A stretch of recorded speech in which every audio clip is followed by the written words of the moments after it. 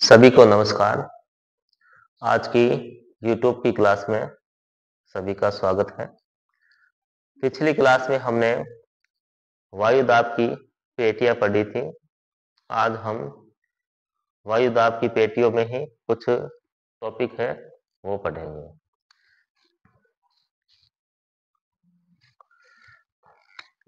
जैसे वायु दाब की पेटियां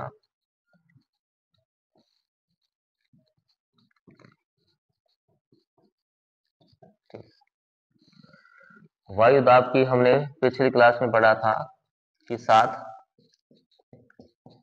पेटियां होती हैं। 2 भागों में बांटा है, तापजन्य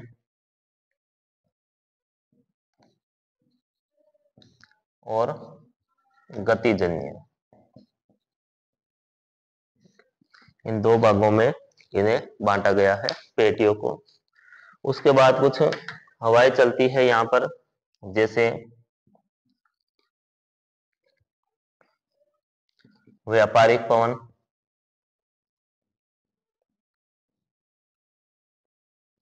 और पछुआ पवन,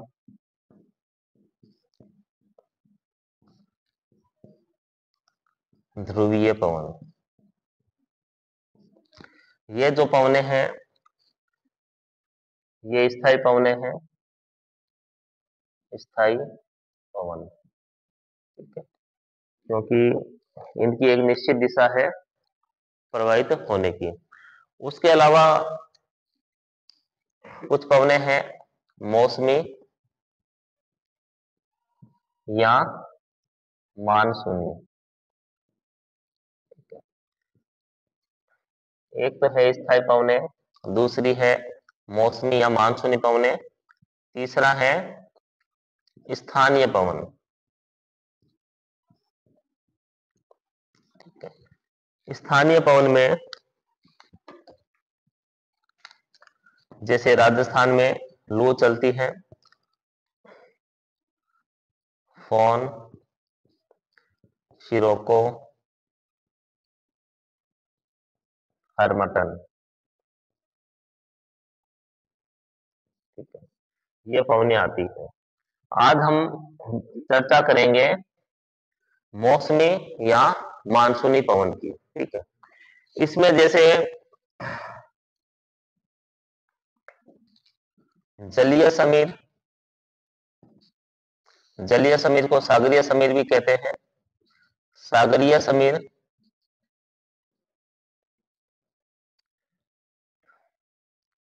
स्थलीय समीर। ठीक है, जलीय समीर और स्थलीय समीर पढ़ेंगे। उसके बाद हम पढ़ेंगे पर्वत समीर और घाटी समीर। क्योंकि इनमें से अक्सर पेपर में पूछा जाता है कि जलीय समीर क्या है, स्थलीय समीर क्या है, पर्वतीय समीर क्या है और घाटी समीर क्या है। तो इस पे आज हम चर्चा करते हैं। सबसे पहले बात हम करेंगे सागरीय समीर और स्थलीय समीर की। ठीक है, सबसे पहले है सागरीय समीर या जलीय समीर और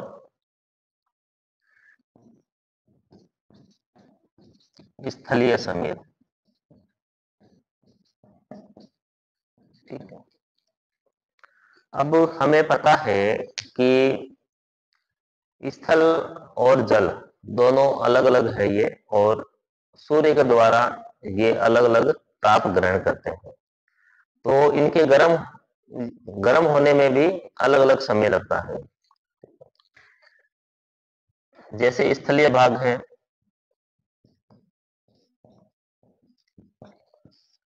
इसे गर्म होने में ज्यादा समय लगेगा। ठीक है, गर्म होने पर, गर्म होने में, गर्म होने में ज्यादा समय लगेगा। क्यों? अब ज्यादा समय क्यों लगता है? क्योंकि सूर्य की जो किरणें हैं पृथ्वी के अंदर तक प्रवेश नहीं कर पाती है, अधिक भीतर प्रवेश नहीं कर पाती है। केवल जो स्थलीय जो भाग है, उसके ऊपरी सीम जो भाग है, उसी को ही गर्म कर पाती है। तो यानी जो सूर्य की किरणें हैं उनको अधिक गहराई तक नहीं जाना पड़ता है। और जबकि जलीय भाग में, जो जलीय भाग है, ठीक है, ये देर से गर्म होता है, देर से गर्म। अब कारण क्या है इसका? कि जो सूर्य की किरणें हैं, सूर्य की किरणें जल में अधिक गहराई तक प्रवेश करती है। अब जो सूर्य की किरणें हैं वो जल में अधिक गहराई तक प्रवेश करेगी, यानी जो जलीय भाग है वो इस वजह से देर से गर्म होता है, क्योंकि उसका क्षेत्रफल अधिक हो जाता है इसका गर्म होने में। ठीक है, अब देखिए जलीय समीर और स्थलीय समीर। जैसे हमने पिछली क्लास में पढ़ा है कि वायु दाब और तापमान, ठीक है, वायु दाब और तापमान में विपरीत संबंध होता है, विपरीत संबंध। विपरीत संबंध मतलब कि जैसे वायु दाब अगर अधिक है तो तापमान कम होगा। अगर वायु दाब कम है तो तापमान अधिक होगा। तो ये हमने पिछली क्लास में जाना था, क्योंकि जैसे हवा है, हवा का जो संचरण है वो उच्च वायुदाब से निम्न वायुदाब की ओर होता है। तो जलीय समीर और स्थलीय समीर में भी यही होता है। जैसे पहले बात करते हैं सागरीय समीर की। सागरीय समीर,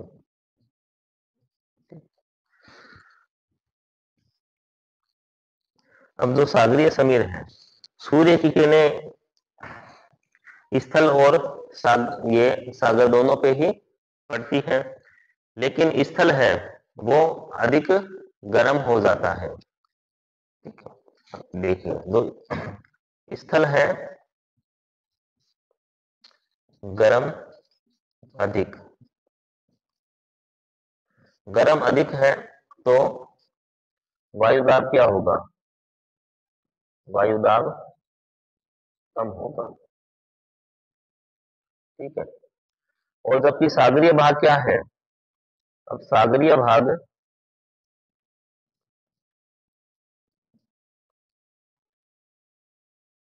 ठंडा है, तो ठंडा है यानी स्थल की तुलना में गर्म नहीं हो पाया है, तो ये ठंडा है, तो वायुदाब क्या होगा? उच्च होगा यहाँ पर। इसलिए दिन के समय, अब जैसे जो सागरीय समीर है, ये क्रिया कब की है? दिन के समय की है। दिन के समय जो हवा है वो सागर से, दिन के समय हवा सागर से या फिर जल से, जल से स्थल की ओर जल से स्थल की ओर चलेगी। ठीक है, क्योंकि सागरीय भाग यहाँ उच्च वायु दाब है और हमने पढ़ा है कि वायु का जो संचरण है वो उच्च वायु दाब से निम्न वायु दाब की तरफ होता है। अब जो सागरीय समीर है, जो ये हवाएं हैं, ये दिन के समय चलेगी और जल से स्थलीय भाग की तरफ ये चलेगी। दिन के समय मतलब कि सुबह 8 से 11 बजे सुबह ये शुरू होती है और 1 बजे दोपहर के 1 से 2 बजे के बीच में, ठीक है, ये अधिक अधिक हवा यहाँ से प्रवाहित होती है, क्योंकि उस दौरान गर्मी अधिक हो जाती है। ठीक है, तो ये है सागरीय समीर। और स्थलीय समीर है, जैसे ये इसका उलट हो जाएगा। ठीक है, अब स्थलीय समीर उलट कैसे हो जाएगा? जैसे सागरीय समीर है या जलीय समीर है, ये क्रिया तो हुई है दिन के समय। अब जो स्थलीय जो समीर है, ये क्रिया होगी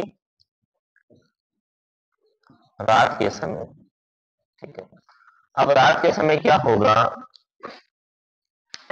जो सागरीय भाग है, ठीक है, अब ये गर्म हो जाएगा और स्थलीय भाग है ये ठंडा हो जाएगा। ठीक, अब ये शीतल हो जाएगा स्थलीय भाग। तो इस दौरान जो हवा है ये स्थल से जल की ओर चलेगी। अब हवा क्या है? स्थल से जल की ओर चलेगी रात्रि में लगभग 8 बजे के बाद। रात्रि 8 बजे के बाद जो हवाएं हैं वो स्थल से जल की तरफ चलेगी। अब जो हवाएं हैं स्थल से जल की तरफ चल रही है तो वो शुष्क होगी, क्योंकि जल नहीं है उनमें। ये जो हवा होगी ये शुष्क होगी, शुष्क हवा होगी। ठीक है, क्योंकि जब हवा जल से स्थल की तरफ आ रही थी तो उसमें नमी मौजूद होती है। तो ये जो क्रिया है ये 24 घंटे में होती है, कभी स्थल से जल की ओर और जल से स्थल की ओर, इस तरह से ये हवाएं चलती है। नेक्स्ट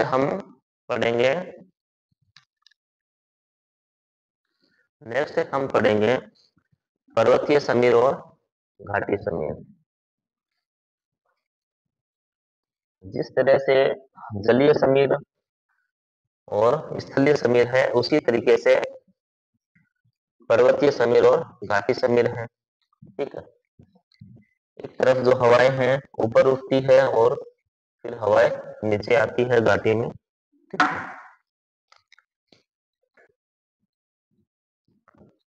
पर्वत समीर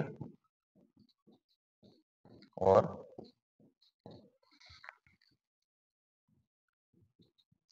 घाटी समीर।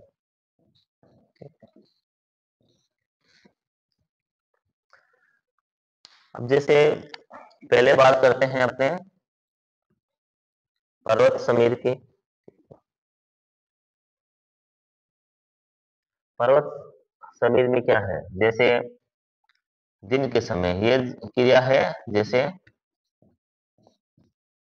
दिन के समय, जैसे पर्वत समीर है तो पर्वत समीर और घाटी समीर, जो इसमें पहले हम जो घाटी समीर है इसे देखते हैं।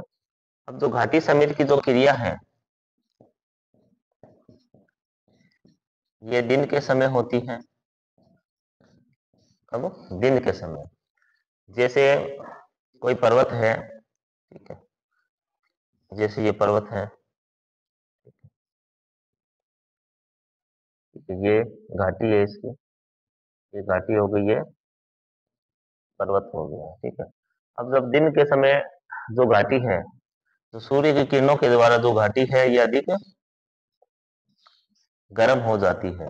गर्म होने के कारण जो हवाएं हैं वो ऊपर की तरफ उठती है, क्योंकि गर्म होने पे जो हवाएं हैं वो हल्की हो जाती है। तो ये जो हवाएं हैं घाटी से ऊपर की तरफ पर्वत की चोटी तक पहुंच जाती है, तो इसे हम कहते हैं घाटी समीर। ठीक है,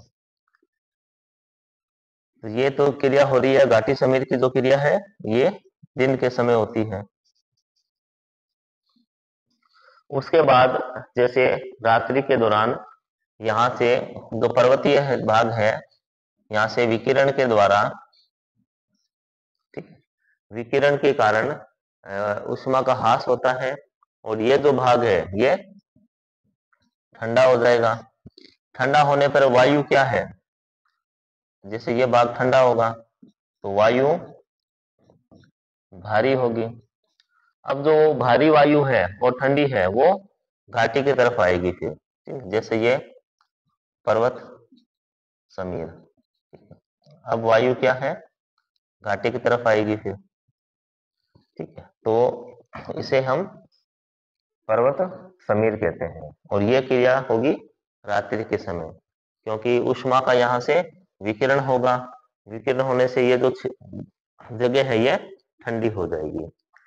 तो जब पर्वत समीर की जो क्रिया होती है तो उस दौरान जो घाटी है यहाँ पर पाला भी पड़ता है, ठीक है, पाला वगैरह पड़ता है, तो यहाँ पे जो कृषि कार्य नहीं होता है, क्योंकि यहाँ पर अगर कृषि करेंगे हम घाटी क्षेत्रों में, पाला की वजह से वो फसल है उसे नुकसान पहुंचेगा। इसलिए पर्वतीय क्षेत्रों में जो ढाल है, ये जो ढाल बने हुए हैं यहाँ पर कृषि की जाती है, ठीक है। तो ये पर्वत समीर और घाटी समीर थे, और इससे पहले ये सागरीय समीर और स्थलीय समीर थे। तो दोनों में क्या है, वही है वायु दाब, ठीक है, तापमान और वायु दाब, ठीक है, यही क्रिया है इनमें होती है, ठीक है। इसलिए तापमान और वायु दाब को पहले समझना आवश्यक है, उसके बाद ये जो क्रियाएं हैं जो होती है ये हमें आसानी से समझ में आ जाएगी। तो आज के लिए इतना ही, धन्यवाद।